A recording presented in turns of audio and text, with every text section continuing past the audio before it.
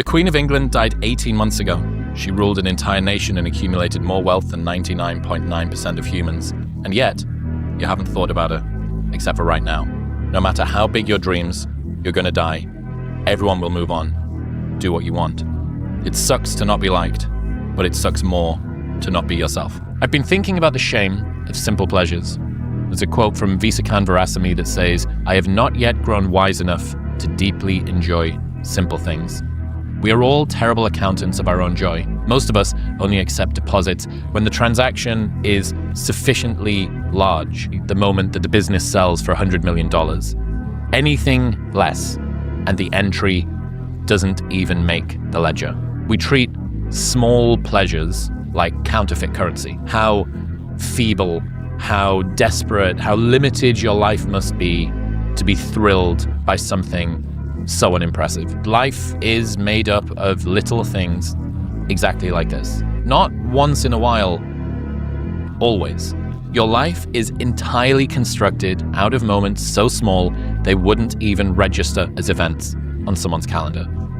So, why can't something small be something great? Don't aim for mediocre. 99% of people in the world are convinced that they are incapable of achieving great things, so they aim for the mediocre. The level of competition is thus fiercest for realistic goals, paradoxically making them the most time and energy consuming. If you are insecure, guess what? The rest of the world is too. Do not overestimate the competition and underestimate yourself.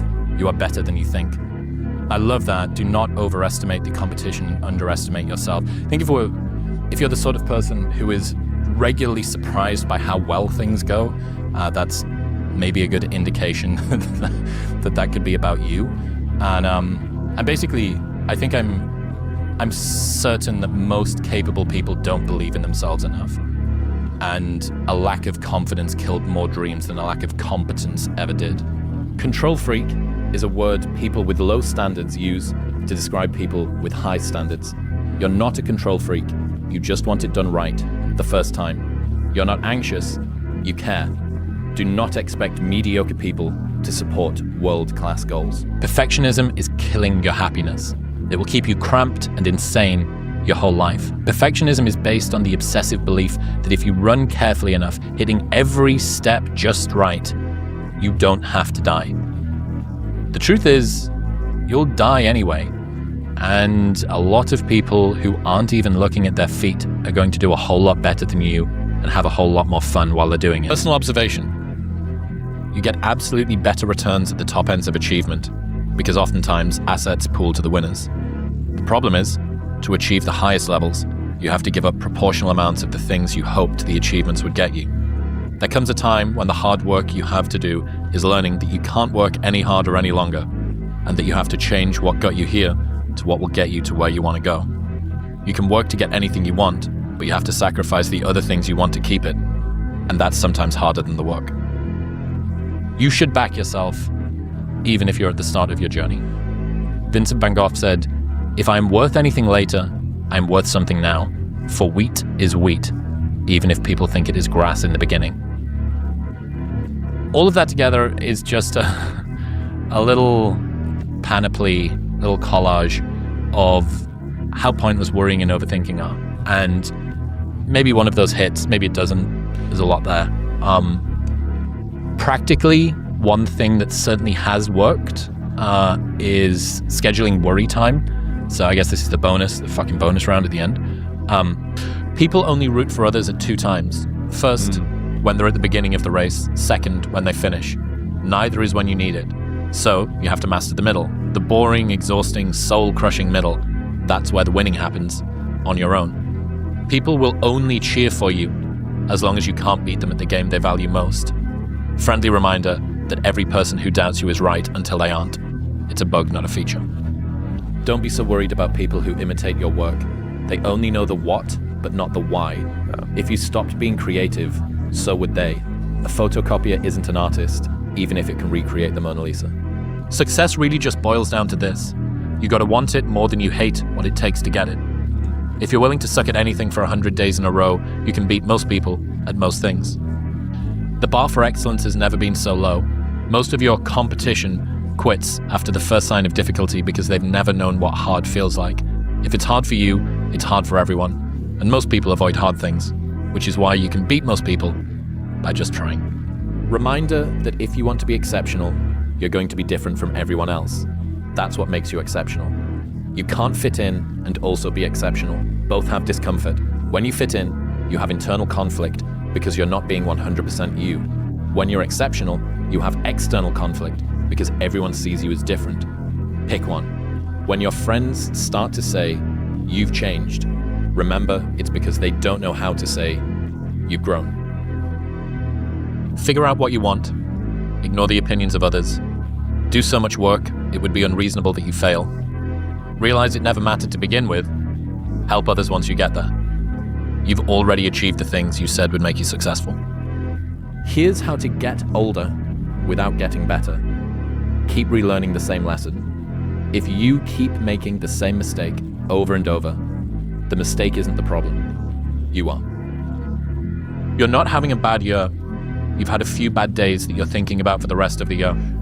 I've found it helpful when I'm in a bad season, like I'm in right now, to just focus on having a good day. A good day in a bad season is a bite-sized victory. String a few of those in a row, and a bad season feels less hard. I'm pretty sure the difference between a happy life and an unhappy one doesn't come down to how many good or bad days you have, but which days you think about over and over again. In some seasons of life, maintaining is winning. People are attracted to authenticity, but it's hard to define for me. Here's my best attempt. True alignment of what you think, what you say, and what you do. The hardest part is realizing that our thoughts are fucked and that we have to fix them instead of faking the next two. There's a big difference between becoming known and becoming respected. Don't let an algorithm convince you otherwise. The single greatest skill you can develop is the ability to stay in a good mood in the absence of things to be in a good mood about. Humans have an asymmetry of errors. We over-index exceptions.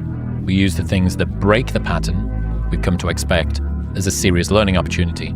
But we tend to only learn much faster from errors of commission, which is things that we do, not errors of omission, which is things that we don't do. We catastrophize the risks of starting a company that fails, but ignore the equally large risk of letting someone else succeed at launching the idea you had a decade ago.